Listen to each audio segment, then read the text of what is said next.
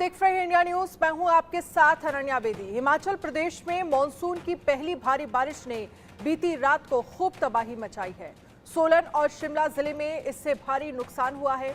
सोलन के कोनिहार में भारी बारिश के बाद गंभर पुल को फिर से खतरा पैदा हो गया है। वहीं शिमला के भट्टा कुफर, ISBT बाईपास, मलयाड़ा, चूरट नाला और ढली टनल के समीप एक स्कूल के पास में 8 गाड़ियां मलबे की चपेट में आ गई। इससे गाड़ियां पूरी तरह से मलबे में दब गई हैं। आपको बता दें कि शिमला और सोलन में बीती रात 10:30 बजे से 1 बजे तक मूसलाधार बारिश हुई है। आपको बता दें कि कल ही शिमला और सोलन दोनों जिलों में मानसून की एंट्री हुई है। मानसून की पहली ही बारिश ने इन दोनों जिलों में खूब कहर बरपाया है। शिमला और सोलन जिले में भारी बारिश के बाद 35 से ज्यादा सड़कें भी बंद हो गई हैं। तो ये स्थितियां हैं शिमला में। हिमाचल प्रदेश के सीएम सुखविंदर सिंह सुक्खू ने कहा है कि बादल फटने की घटना सामने आ रही है, जिस पर सीएम ने जनता से अपील की है कि वो बारिश के मौसम में नदी नालों के किनारे नहीं जाए। सुनिए। कि कुनिहार जैसे एरिया में भी बादल फट रहे और चौपाल में भी कल बड़ा नेरबा के पास नुकसान हुआ है। तो इन चीज़ों से हमको सबक लेना है और मेरा सभी हिमाचल की जनता से ये अनुरोध है कि जब बरसात का मौसम शुरू होगा तो नदी नालों के किनारे नहीं जाना है, क्योंकि कहीं भी अचानक नदी और नालों में एकदम पानी बादल फटने से बढ़ जाता है और अंदाज़ा भी नहीं होता और वो नुकसान जीवन को कर जाती है। तो हम इस बारे में हमने एहतियात बरतने की मैं जनता से अपील करता हूँ और हमारे जो डिजास्टर एरिया है उसकी एक मीटिंग हो चुकी है और निश्चित तौर पर भविष्य में पिछली साल की तरह आपदा ना आए, भगवान से यही प्रार्थना करते हैं और सारी चुनौतियों का सामना करने के लिए हमने दिशा निर्देश दे दिए। किस तरह से मॉनसून की बारिश शिमला और सोलन में कहर बरपा रही है। कामेश्वर शर्मा ज्यादा जानकारी के लिए हमारे साथ जुड़ गए हैं। कामेश्वर, क्या जानकारी है, क्या स्थितियां हैं शिमला और सोलन में बारिश को लेकर? जो तस्वीरें हम देख पा रहे हैं, कई गाड़ियां मलबे में दबी हुई हैं।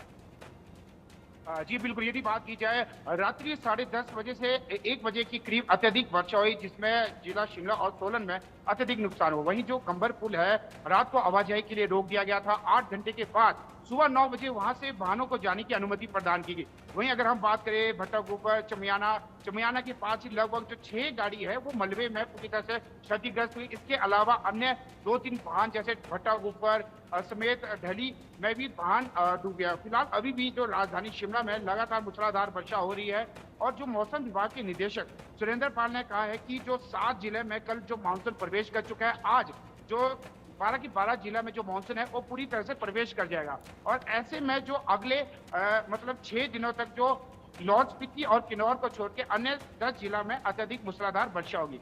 वहीं प्रशासन भी इसके लिए सजग हो चुका है। जिला उपायुक्त ने सभी को निर्देश दिया है कि वो नदी नालों की तरफ ना जाए, क्योंकि नदी नालों में जाना किसी जोखिम से कम नहीं। जब वर्षा होती है तो नदी नालों में जो जल प्रवाह यानी कि जल की मात्रा अत्यधिक हो जाती है, जिसके चलते नदी नालों की तरफ जाना खतरे की घंटी होती है। ऐसे पिछले वर्ष की बात करें तो लगभग 12,000 करोड़ से अधिक का नुकसान हुआ था। ऐसे में हाल ही में जो विक्रमादित्य सिंह, जो कि लोक निर्माण मंत्री है, उन्होंने भी 2 दिन पूर्व सचिवालय में बैठक की।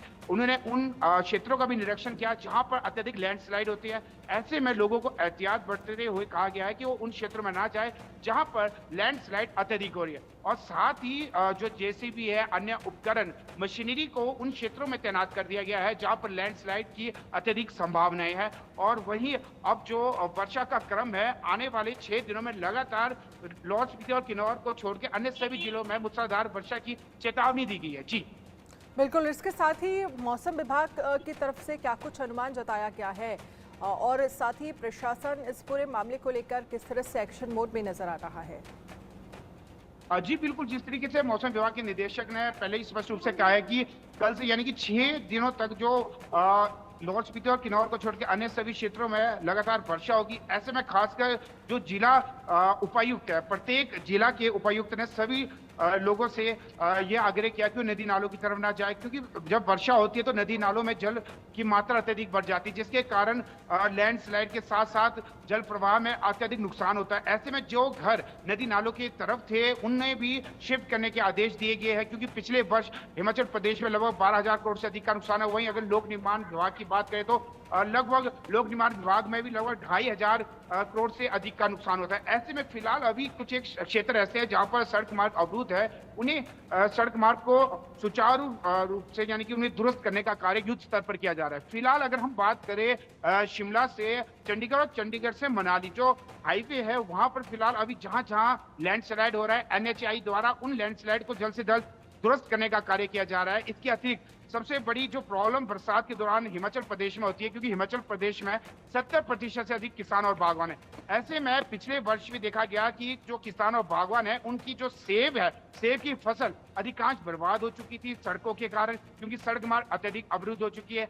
ऐसे में अब लोक निर्माण विभाग ने अधिकारियों के साथ बैठक की। बैठक के दौरान उन्हें निर्देश दिए कि कोई भी संपर्क मार्ग 24 घंटे से पहले ही उन्हें तत्काल प्रभाव से खोल दिया जाए।